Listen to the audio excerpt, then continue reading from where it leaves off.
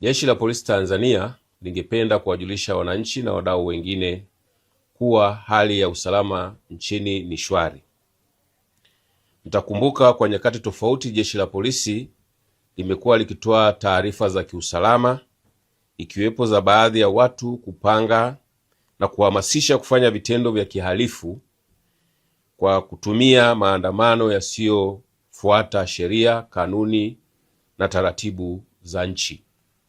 Katika kupanga na kuhamasisha huko, walikuwa wakielekezana mbinu watakazotumia kufanikisha malengo yao, ni pamoja na kuua watu, kuchoma moto shule ili kuleta hofu na taharuki kwa wazazi na walezi, kulipua transformer za TANESCO, kufunga barabara na kuwapora askari silaha.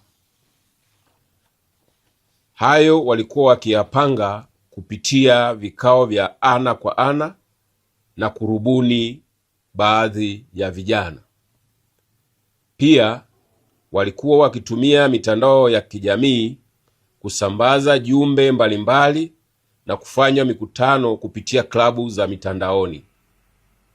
Kutokana na hali hiyo, Jeshi la Polisi kwa kushirikiana na vyombo vingine vya ulinzi na usalama walifanikiwa kuwafuatilia kwa karibu sana na kufanikiwa kukamata baadhi yao, na idadi yao tuliitangaza Julai 9, 2026, na kati yao wameshafikishwa mahakamani kama tulivyotoa taarifa tarehe 26 mwezi wa 7, 2026, na wengine bado wanaendelea kutafutwa.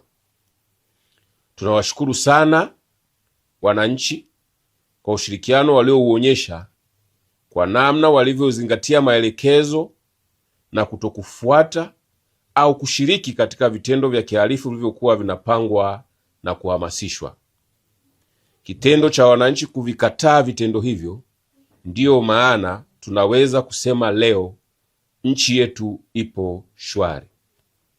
Kipindi ambacho tulikuwa tunapitia wakati huo wa baadhi ya watu waliokuwa wanapanga na kuhamasisha vitendo hivi vya kihalifu, Jeshi la Polisi tulikuwa tukipokea taarifa kutoka vyama mbalimbali vya siasa na baadhi ya waheshimiwa wabunge wakitoa taarifa za nia ya kufanya mikutano ya hadhara na vikao kwenye majimbo.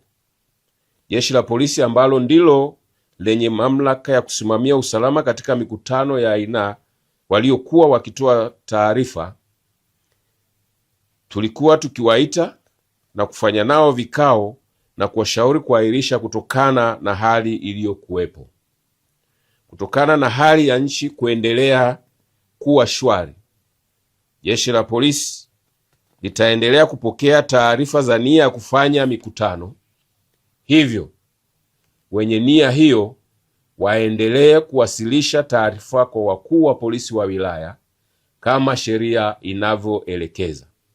Aidha, Jeshi la Polisi linaendelea kutoa wito kwa kila mmoja wetu kuendelea kuvikataa na kutoa taarifa za viashiria vyovyote vile vya kupanga kutenda uhalifu au kuhamasisha vitendo vya kihalifu, ili hatua za haraka zichukuliwe kuvidhibiti kabla ya kukua na kuwa uhalifu, kwani amani na usalama ndiyo mtaji wetu wa kwanza katika shughuli zetu zote za kiuchumi na kijamii.